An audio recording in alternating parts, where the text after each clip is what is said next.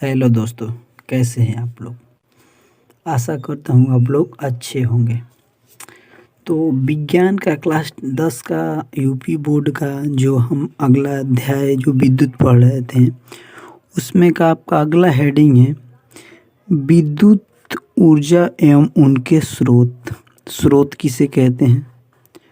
तो जो चीज़ हमें जहाँ से प्राप्त होती है उसी को हम स्रोत कहते हैं। ऊर्जा किसे कहते हैं? तो कार्य करने की क्षमता को ही हम ऊर्जा कहते हैं।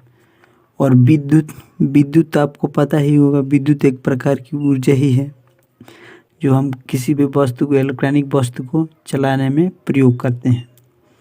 आइए देखते हैं इसका हेडिंग। तो हेडिंग आप लोग डाल लीजिएगा विद्युत ऊर्जा। तो विद्युत ऊर्जा किसे कहते हैं? किसी चालक में, चालक किसे कहते हैं? जो जैसे मान लीजिए आप कोई गाड़ी से जा रहे हैं, तो गाड़ी में जो आप बैठे हैं वो आपका चालक है। चालक में विद्युत आवेश प्रवाहित होती है। विद्युत आवेश प्रवाहित होने से जो ऊर्जा व्यय होती है उसे विद्युत ऊर्जा कहते हैं। कहने का मतलब है, अगर जो कोई तार है, विद्युत तार है, वायर है, और उसमें अगर जो हम विद्युत चल जा रही है और यहाँ एक बल्ब लगाए हैं और बल्ब लगा है यहाँ पर, तो विद्युत जो आ रहा है और इस तार में जो आ रहा है इसमें जो ऊर्जा व्यय हो रही है, मतलब खर्च हो रहा है, और यहाँ तक जो बल्ब तक पहुँच रहा है वो खर्च व्यय ऊर्जा प्रभावित होने से जो ऊर्जा व्यय होती है उसी को विद्युत ऊर्जा कहते हैं। और इसे W से प्रदर्शित करते हैं। आइए आगे देख लेते हैं। देखिए जैसे दिया हुआ है, माना किसी चालक के सिरों के बीच विभवांतर V वोल्ट है, तो चालक में T सेकेंड में Q कूलाम आवेश प्रवाहित किया जाता है, तब व्यय ऊर्जा W बराबर होगा V गुणे आवेश। W बराबर क्या होगा? V गुणे आवेश। तो इसे हम इस तरह भी लिख सकते हैं, V गुणे Q जूल। इसको इसी तरह भी लिखा जा सकता है। आइए आगे देखते हैं आपका क्या है। आगे हमारा है विद्युत ऊर्जा के कुछ महत्वपूर्ण स्रोत निम्नवत हैं। कहने का मतलब है विद्युत ऊर्जा जहाँ से प्राप्त करते हैं उसके निम्नवत स्थान है जहाँ से प्राप्त करते हैं, स्रोत हैं। पहला आपका है विद्युत सेल। तो विद्युत सेल क्या होता है? तो विद्युत सेल विद्युत का एक महत्वपूर्ण स्रोत है। कैसे भाई महत्वपूर्ण स्रोत है? इसलिए महत्वपूर्ण स्रोत है कि कोई भी इलेक्ट्रॉनिक सामान चल रहा है उसमें विद्युत सेल लगा है। सेल का मतलब होता है, सेलों का समूह को ही बैटरी भी कहा जाता है। इसीलिए ये महत्वपूर्ण स्रोत है। इसमें विभिन्न रासायनिक क्रियाओं के द्वारा, मतलब क्रिया कराया जा रहा है, रासायनिक क्रिया किया जा रहा है, क्रिया कराकर पदार्थ की रासायनिक ऊर्जा को रूपांतरित विद्युत ऊर्जा में की जाती है। जैसे आपने टॉर्च जलाया होगा तो उसमें देखा होगा एक विद्युत सेल होता है, उसको तोड़ कर आप देखेंगे तो उसमें विभिन्न प्रकार के रासायनिक क्रिया कराकर पदार्थों को बनाया जाता है और उसको रासायनिक क्रियाओं के द्वारा रूपांतरित विद्युत ऊर्जा में होता है। जिससे हमारी, जैसे आप देख सकते हैं उदाहरण में है आपका बैटरिंग सेल, उसके बाद कैलिन सेल, शुष्क सेल आदि हमारे ये सेल हैं। चलिए आगे देखते हैं। तो आगे हमारा है विद्युत जनरेटर अथवा डायनेमो। जो जनरेटर होता है, जनरेटर उसमें एक डायनोमो लगा होता है। उसी की सहायता से हम विद्युत यानी कहने का मतलब ये है कि यांत्रिक ऊर्जा को विद्युत ऊर्जा में बदला जाता है इस डायनोमो के ही सहायता से। आप जनरेटर का आगे वाला हिस्सा देखिएगा, ऐसे जो होता है डब्बा जैसा, उसी में ये डायनोमो लगा होता है। देखिएगा ये क्या कह रहा है, जब किसी बंद कुंडली मतलब ऐसा कुंडली जो एक स्थान पर घूमता रहे को चुंबकीय क्षेत्र में घुमाया जाता है। चुंबकीय क्षेत्र कहने का मतलब है कि जनरेटर में जो गोल ऐसा होता है जो चुंबकीय क्षेत्र में घूमता रहता है। तो विद्युत चुंबकीय प्रेरणा के कारण विद्युत चुंबकीय प्रेरणा के कारण कुंडली में जो कुंडली गोल गोल घूमता है को घुमाने से जो व्यय हुई यांत्रिक ऊर्जा, मैंने अभी आपको बताया कि जनरेटर में जो डायनेमो होता है उसी को कार्य होता है जनरेटर को यांत्रिक ऊर्जा को विद्युत ऊर्जा में रूपांतरित मतलब बदला हो जाता है, मतलब बदला जाता है। बड़े पैमाने पर विद्युत ऊर्जा प्राप्त करने के लिए, मतलब कहने का मतलब है आपने ज़्यादा से ज़्यादा विद्युत ऊर्जा को प्राप्त करने के लिए घरों तथा पावर हाउस में विद्युत जनरेटर का प्रयोग होता है। मतलब ज़्यादा से ज़्यादा विद्युत ऊर्जा प्राप्त करने के लिए डायनेमो अथवा विद्युत जनरेटर का प्रयोग होता है। आइए देखते हैं आगे क्या कह रहा है। आगे है आपका ताप युग्म क्या होता है, तो आइए देख लेते हैं। जब दो विभिन्न, कहने का मतलब है दो विभिन्न धातुओं जैसे एनीटिमन एवं बिस्मथ की छड़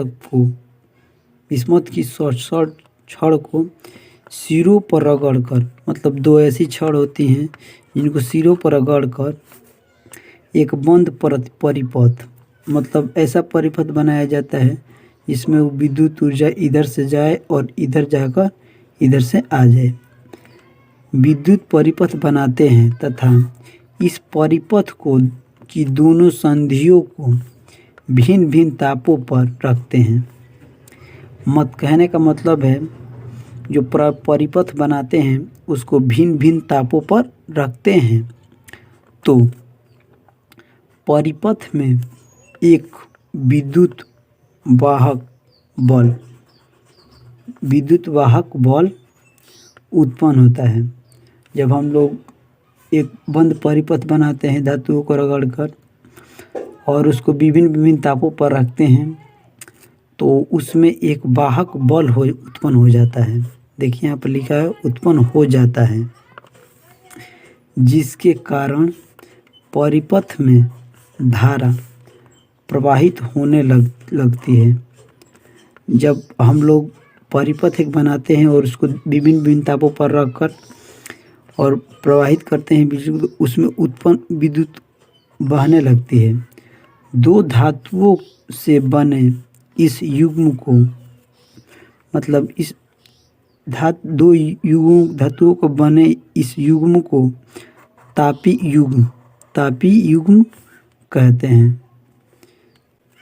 आइए अगला हम देखते हैं अगला क्या कह रहे हैं। आगे है आपका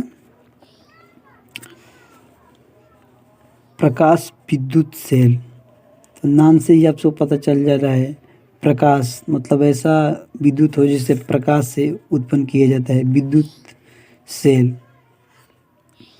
देखिएगा, प्रकाश ऊर्जा को विद्युत ऊर्जा में रूपांतरित मतलब बदलने की करने वाली युक्ति को, मतलब एक ऐसा संसाधन होता है जिसे बदला जाता है प्रकाश ऊर्जा को विद्युत ऊर्जा में, उसी को हम कहते हैं प्रकाश विद्युत सेल। क्या कहते हैं? प्रकाश विद्युत सेल हम कहते हैं। आगे आपका देखिएगा क्या आ रहा है। अब आपका है विद्युत धारा। तो विद्युत धारा किसे कहते हैं? देखिएगा, किसी चालक में, मतलब कोई चालक है, उसमें विद्युत आवेश के प्रवाह की दर को ही हम विद्युत धारा कहते हैं। क्या कहते हैं? विद्युत धारा। किसी चालक में विद्युत आवेश की प्रवाह की दर को विद्युत धारा कहते हैं। इसे हम I से प्रदर्शित करते हैं। होता है आपका विद्युत धारा बराबर होता है आपका आवेश की प्रवाह की दर। विद्युत धारा बराबर होता है आपका आवेश की प्रवाह की दर। ये होता है I बराबर T गुणे I, Q बराबर होता है I गुणे T। ये आपका होता है। अब देखते हैं विद्युत धारा की माप। विद्युत धारा की माप किस चीज़ से की जाती है? आइए देख लेते हैं। विद्युत धारा की माप, मतलब विद्युत धारा की माप किससे की जाती है? तो विद्युत धारा का मात्रक, ये मात्रक है, गलती से मैंने पढ़ दिया माप। विद्युत धारा का मात्रक एम्पियर होता है। विद्युत धारा का मात्रक क्या होता है? एम्पियर होता है, एम्पियर। और इसे ए से प्रदर्शित करते हैं। ए से प्रदर्शित करते हैं। आई का मात्रक बराबर होता है आवेश का मात्रक बटे समय का मात्रक। इसे हम ये भी कह सकते हैं कूलाम बटे सेकेंड, अथवा इसे हम सिंपल भाषा में कहते हैं एम्पियर। अतः हम लिख सकते हैं विद्युत धारा का मात्रक कूलाम प्रति सेकेंड अथवा एम्पियर। विद्युत धारा का मात्रक बराबर हो जाएगा कूलाम प्रति सेकेंड अथवा एम्पियर, और इसे ए से प्रदर्शित करते हैं। इसका सूत्र होता है आपका I बराबर Q बटे T। अगर जो ऐसे इसमें कह दे यदि 1 सेकेंड में Q बराबर 1 कूलाम रखे तो 1 कूलाम प्रति सेकेंड अथवा 1 एम्पियर होगा। ठीक है। अगला आपका है, इसी में का कुछ है, देख लेते हैं। देखिए कि ये क्या कह रहे हैं। यदि किसी परिपथ में 1 सेकेंड में 1 कूलाम आवेश प्रवाहित हो तब परिपथ में प्रवाहित विद्युत धारा 1 एम्पियर होता है। मतलब कहने का मतलब है एक परिपथ में 1 सेकेंड में 1 कूलाम आवेश प्रवाहित होती है तब परिपथ में प्रवाहित विद्युत धारा 1 एम्पियर होता है। अगला हेडिंग है आपका मुक्त इलेक्ट्रॉन मॉडल के आधार पर विद्युत धारा की व्याख्या। देखिए ये क्या कहता है। परमाणु संरचना के अनुसार, मतलब परमाणु संरचना जो होता है उसके अनुसार धातुओं के परमाणुओं की सबसे बाहरी कक्ष में 1 या 2 इलेक्ट्रॉन होते हैं। मतलब धातुओं के बाहरी कक्ष में 1 या 2 इलेक्ट्रॉन होते हैं। इन इलेक्ट्रॉनों पर नाभिक का आकर्षण बल अपेक्षाकृत होता है, अपेक्षित कम होता है, मतलब अपेक्षित कम बल कम होता है, क्योंकि ये नाभिक से दूर होते हैं। सामान्य ताप पर ही ये इलेक्ट्रॉन थोड़ी सी ऊर्जा लेकर परमाणु से अलग होकर पदार्थ में मुक्त रूप से विचरण करते रहते हैं। परंतु धातु को नहीं छोड़ते हैं, छोड़कर नहीं जा सकते हैं।